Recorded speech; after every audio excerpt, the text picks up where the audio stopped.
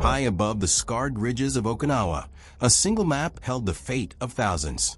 In a command post carved into the earth, Marines huddled over combat charts, not as conquerors, but as protectors racing against time. Below them, the valleys stretched silent, broken only by distant smoke columns rising from precision mortar fire. This was the Battle of Okinawa, not a clash of empires, but a desperate struggle to end a war that had consumed the world. Here, on this remote island 340 miles from Japan, America's finest made a stand not for glory, but for the fragile hope of peace. Every foxhole, every trench, every mile of telephone wire laid under fire was a testament to a singular truth. Victory would be won through strategy, not slaughter. The art of precision warfare. Forget the myth of brute force. Okinawa's victory was forged in calculated restraint. Watch the Marines' silent ballet of defense.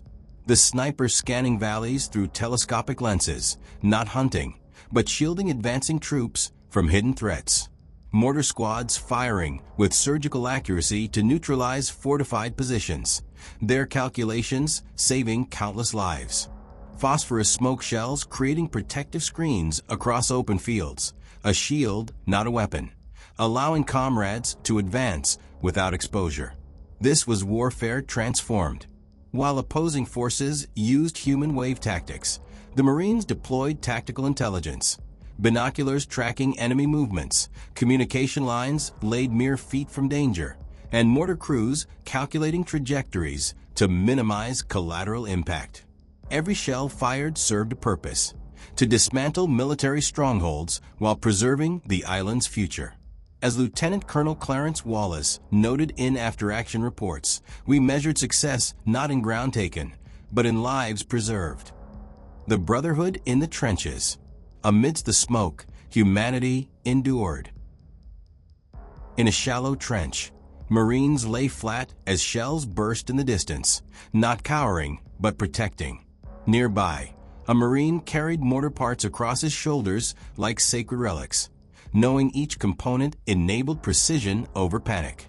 On the ridge, 3 officers studied the battlefield not with bloodlust, but with the weight of responsibility for every life under their command. This was the true front line. The wire layers crawling through danger to connect command posts, the nervous system of survival. The tank infantry teams, M5 Amapola tanks advancing as mobile fortresses, while Marines followed in perfect sync, turning steel and courage into an unstoppable force. The cave neutralizers, tanks firing not at civilians, but at fortified military positions carved into cliffs, ending threats without escalation.